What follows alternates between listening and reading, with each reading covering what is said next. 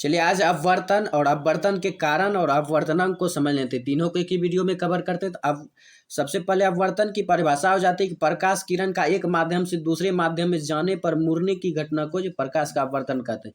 यानी कि एक माध्यम ये है, मान लीजिए कि ये हवा है, और एक बाल्टी आपने जल ले लिया और बाल्टी पर अपने टॉर्च बारा।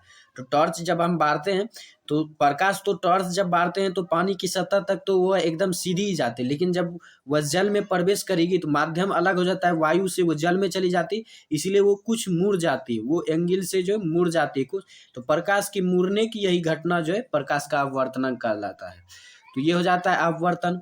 अब अपवर्तन होता क्यों है, उसके कारण को समझना है। तो इसको भी समझ लीजिए कि प्रकाश की चाल अलग अलग माध्यम में जो है अलग अलग होती है, इसीलिए प्रकाश की किरण जो एक माध्यम से दूसरे माध्यम में जाने पर मुड़ जाती है। इसी कारण प्रकाश के अपवर्तन जो है मुख्य कारण प्रकाश की चाल का अलग अलग माध्यमों में अलग अलग होना है। यानी अपवर्तन का मुख्य जो कारण है वो है प्रकाश की चाल का अलग अलग माध्यम में अलग अलग होना।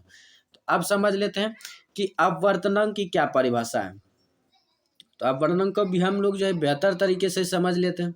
तो अपवर्तनांक देखिए यानी रिफ्रैक्टिव इंडेक्स, तो इंग्लिश भी याद रखना बहुत जरूरी है, ये आपको आगे की क्लास में काम देगा। तो निर्वात में प्रकाश की चाल और किसी माध्यम में प्रकाश की चाल का अनुपात जो है वो उस माध्यम का अपवर्तनांक कहलाता है। तो ये हो जाता है, इसी को जो हम अपवर्तनांक को ही हम निरपेक्ष अपवर्तनांक भी कहते हैं, यानी कि किसी माध्यम की तुलना में अपवर्तनांक तो हो जाता है ये निरपेक्ष अपवर्तनांक। तो निरपेक्ष अपवर्तनांक यानी म्यू, तो म्यू इक्वल हो जाता है C/V, mu equal to C/V, यानी प्रकाश की चाल जो है निर्वात में प्रकाश की चाल और किसी भी माध्यम में प्रकाश की चाल का अनुपात जो है निरपेक्ष अपवर्तनांक कहलाता है। यानी निरपेक्ष अपवर्तनांक यानी अपवर्तनांक, अपवर्तनांक और निरपेक्ष अपवर्तनांक दोनों एक ही शब्द हैं।